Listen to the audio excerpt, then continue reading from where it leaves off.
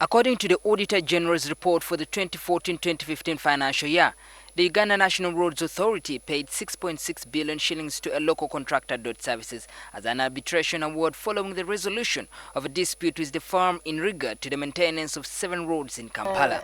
The lawmakers were concerned that even after the money was paid out, the Roads Authority failed to give satisfactory accountability.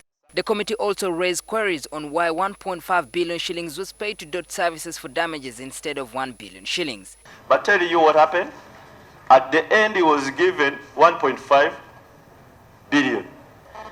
Now, as people who were in office at that time, do you see that this transaction was really worth what is being had now?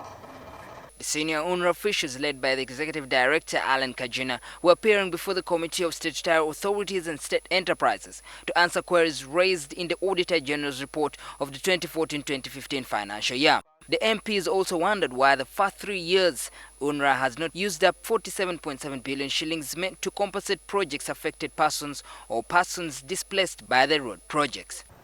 The contractors, much as they are supposed to account back to UNRA how they have utilized this money, during this period of review, 47.7 billion was not yet accounted for by the contractors.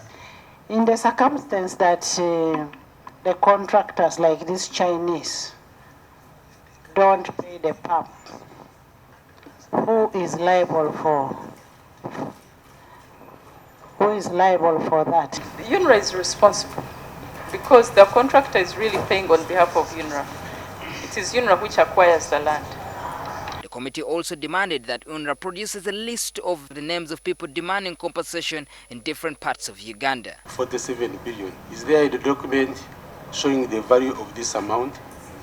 Madam Kajina, when you have this sort of crisis, and then government is saying, no, we need to acquire land and pay people what? Later.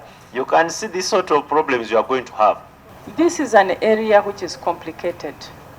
Even now, I cannot promise you right now that we are managing land acquisition very well. And there are various reasons which we would be happy to discuss with the committee for purposes of finding improvement and solutions. The processes of land acquisition are very complicated. They are long, there is contention, people disagree with each other. A report by the Justice Catherine Bamugemerere Commission of Inquiry into the UNRA indicates that the Roads Authority lost in the excess of 4 trillion shillings in 9 years since its formation in 2007. According to the inquiry, this money could have constructed 5,000 kilometers of paved roads. More research all NTV at Parliament.